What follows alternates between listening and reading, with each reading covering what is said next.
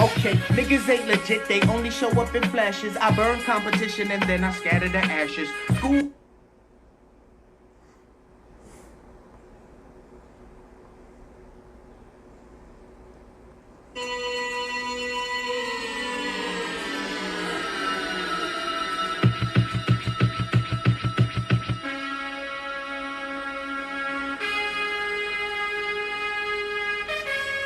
Good evening. Try it one more time, because every time you try to find the music without any curses or anything in it, it's really hard to find. So it's always a pain trying to find commercial-free stuff. This is Bert, taken out of context. That's one of my favorite instrumentals. It's banned from TV. I think it's by the Beatnuts and Noriega.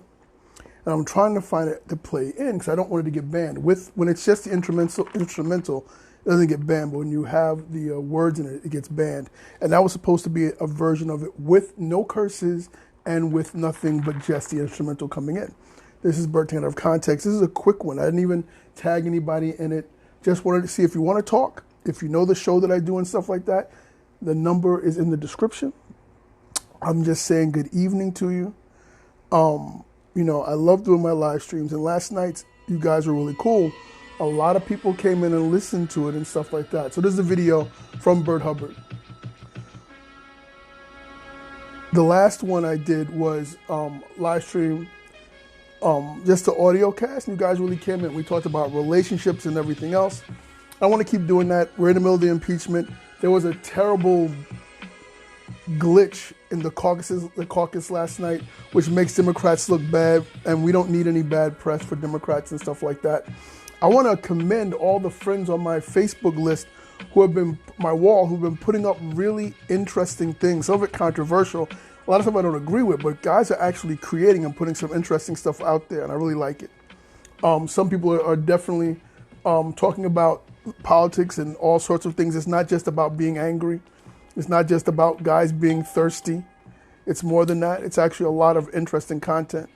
And that's really what keeps social media going. My value at place in it is the fact that it's more than just, you know, jokes and memes and stuff like that. And I think one of the sad things is that a lot of people demean Facebook and say that the only place that anything's going that's socially relevant or anything like that happens to be on Twitter. I don't think that's the case. I think there's lots of great content and people saying really interesting things on Facebook. Jesus Reyes, how are you? The number is there. If you want to call in, homie, you know you're welcome. This is going to be a quick one. Try to keep it a half an hour, 45 minutes. That's it. Talk about anything. The content on here is saucy, so I hope you realize that you don't get insulted by that. It's very interesting content and stuff. And I'm hoping that Jesus Reyes can come in for a little bit, because there's a lot of stuff that's going on in the world I want to talk about. And, you know, he's getting back into podcasting and stuff like that. Ahovala, all my co-hosts who are out there. The whole thing with the caucuses last night and not being able to get the votes counted, and now from what I saw an hour or two ago, that they're saying that Buttigieg is saying that he won and all those kind of different things that are going on. It is confusing. It is definitely confusing, and I know it definitely makes the Democratic Party look bad, but understand that the caucus system, we put up with the Electoral College and the caucus system that they have, the caucuses and stuff like that, is something that's been around for a long time. The fact that certain candidates have already avoided, like Bloomberg successfully avoiding it, it may not be the same way forever, the way it is. But the way that you pick it, I mean, Trump went through the same thing for Republicans, but since he's running pretty much unopposed, the only person that's probably going to oppose him that matters is Mitt Romney, and I'm not even sure if that's going to happen. So if you're calling for reform of the caucuses system and stuff like that, and picking candidates and stuff like that, that's cool. Then we should also talk about eventually electoral college reform and stuff like that. But there's some things that are built in, inadequacies that are built into the system that you're kind of stuck with.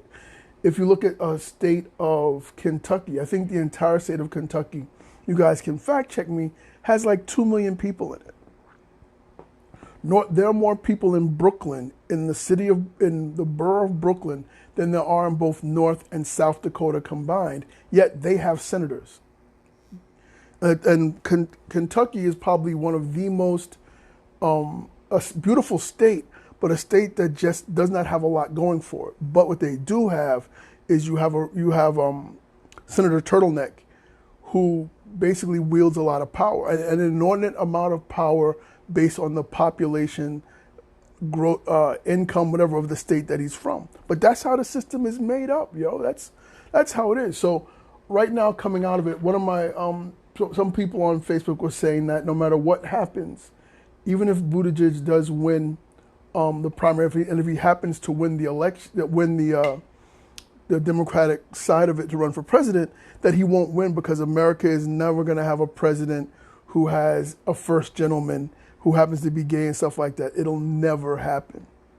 And that's one of the things that some people go, well, you can't really deny that. They're not, if Buttigieg does win, it's almost like giving the election to Trump. But I wonder if Buttigieg was able to get elected and speak to his state, which is, not East Coast or West Coast, but in the middle of the country, if he can convince them that he's the best man for the job, and if East and West Coast liberals would vote for him, and then people who just want the best government for the United States in spite of what the person does. And I do think that for some people, in the same way that people could turn a blind eye to the horrible things that Trump does, that people may be able to turn a blind eye to what they see is so wrong with Buttigieg. Because there are people that no matter what he says or does, the fact of the lifestyle that he lives and stuff like that, the love that he proclaims, does not make him a good administrator. It may not make him moral by your standards, but it doesn't make him a poor administrator. It doesn't make him a bad mayor. Something you have to settle. That's something that people have to work out when they vote. In the same way that people were like, well, Trump is a horrible human. And this is not just me, but Trump is a person of questionable morals. He's a person of questionable intelligence. He's a person of questionable accomplishments. But he did get his name out there, but he's anti-abortion. And that became an important enough factor to those people to vote for him, even though they felt that he was deficient in so many other areas. But a candidate, to be completely honest about the United States, is that a candidate like Buttigieg, this is not England, this is not France, this is not Italy, where someone, one, who's female has a chance to win, and two, it is not impossible that someone who's part of that LGBTQTIA community, whatever, could not be a leader.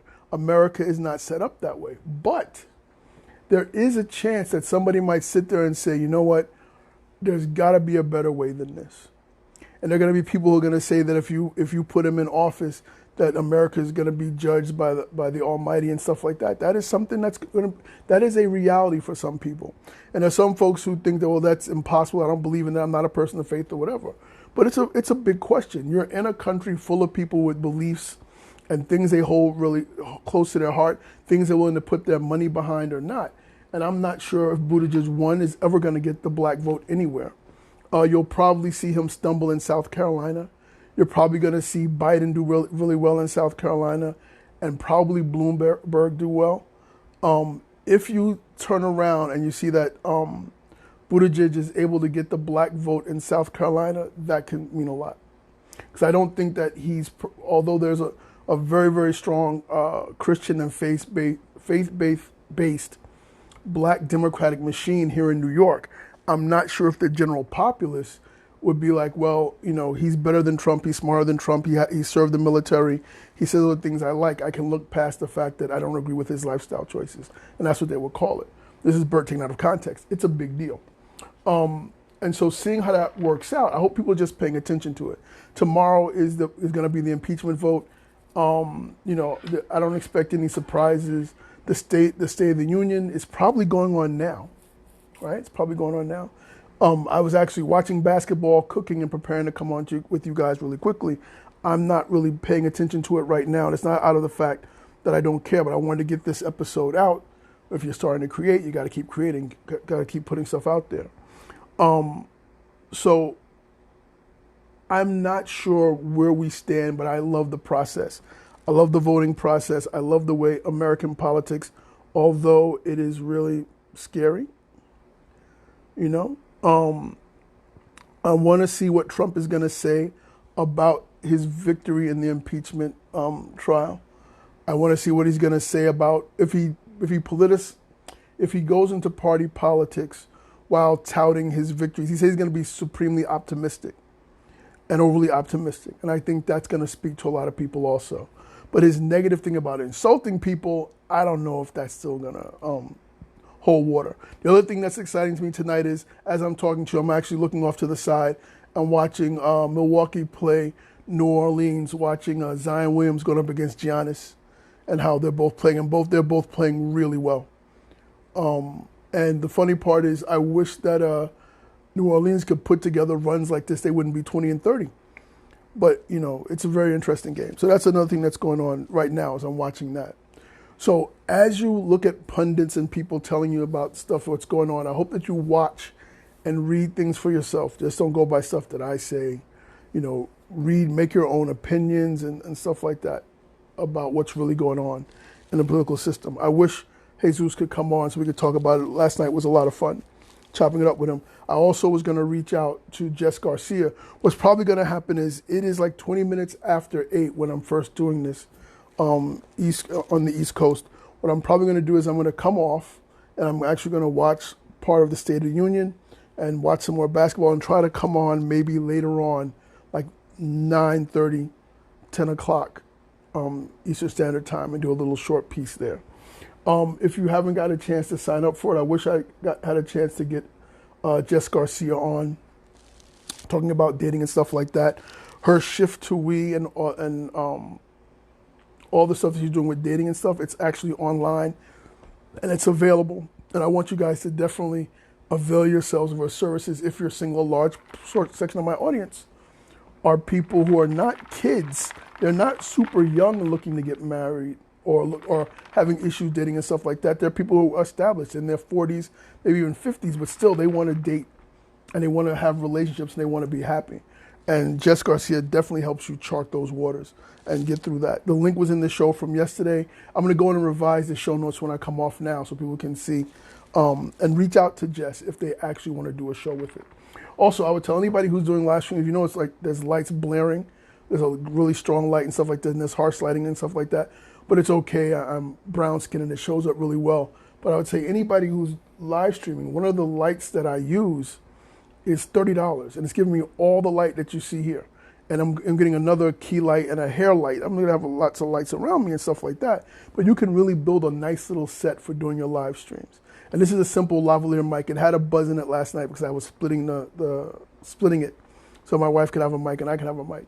But anybody can do little broadcasts like this, and you can monetize them too. Record them and put them on YouTube, and you know, not just doing it as a vanity project, but as a way to make money. Anybody can do that, so you should. Adriel, Jesus, thank you guys for tuning in. So this is a quick one. See, I'm gonna go and have a delicious dinner that I made for my wife. It's my turn to cook. I'm gonna watch this basketball game. I'm going to watch the State of the Union. I'm gonna have stuff to talk about when it's over.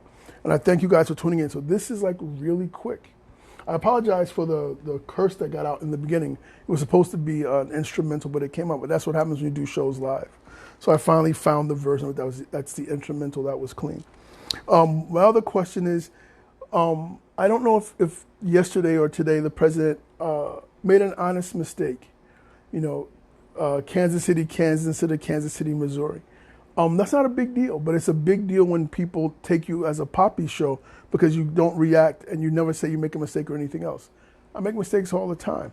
But I said, again, did the president take a Sharpie to the map and add in, you know, change something around?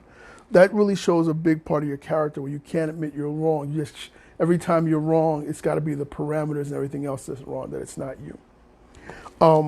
Tomorrow I'm going to be attending a talk. Lots of basically involving like security in houses and worship and stuff like that. It seems that increasingly there are more and more cases of churches being in situations where their congregants are in danger from the community, and that they're community centers and stuff like that. And it's something that needs to be done, be taken seriously. For any church in the New York area, there's a church in Valley Stream called Bethlehem, and they actually do security training, how to train your staff so they can protect themselves and protect the congregant and protect the pastor and keeps God's house safe. That's really important. I would ask you guys a question. How do you feel about churches having armed security? When you look around and see that the dangers and stuff that comes with it, I some people think it's definitely a time to secure the house and have those situations. Some people are against it. I'd like to know how you guys feel about it. Because you can be pro or anti guns for personal use, but also in protecting large, what are considered by terrorists soft targets. Those soft targets can be made unattractive if they know that someone inside is a licensed peace officer or licensed to have a carry. It's very interesting. It's something that has to be thought about. So I know a lot of people on my streams are churchgoers and stuff like that. And it's something that you didn't have to think about. You didn't have to think about churches being bombed or damaged after you got out of the 60s. The Birmingham bombings and stuff like that and all that. But now it's a situation where you really have to think about the safety of the property and the people that are attending the churches. So it's an important question. So, we can talk about that later also. Okay, so I'm going to sign off from now. This is Bert taken out of context. Thank you for tuning in. It's a real quick one. Share it to your wall. Let people see it. I would love to talk to you guys more. There's a call-in number that'll be in all the posts, 516-424-5. Talk about different things. So that's something I'd really love to have happen. Jesus, if you're available later on, if you want to come on and talk, I'm going to watch part of State of the Union, and I'm going to come on after that. So just let me know if you want to. All right, so this is Bert taking out of context. I love you guys. If you want to support us and have me pimp out my studio, and I'll show you more around it, you can definitely definitely send anything. $1 is appreciated. It just shows that someone's listening and cares. Also, I'm going to put up an Amazon wish list. It's my birthday that's coming up. And anything that I would want is something that's connected to my live streaming and stuff like that. So there's going to be some things in there as cheap as a charger to as expensive as camera lenses. I'm going to put it out there. If anybody wants to help, I'd appreciate it. All right. So this is Bert taken out of context. I will talk to you guys again soon. Watching the State of the Union. Let me see what he has to say. We can talk about it afterwards. All right. So I love you guys. I'll talk to you soon. Peace. I would play an outro, but once again, I don't want to get in trouble. So, all right. I think we're done.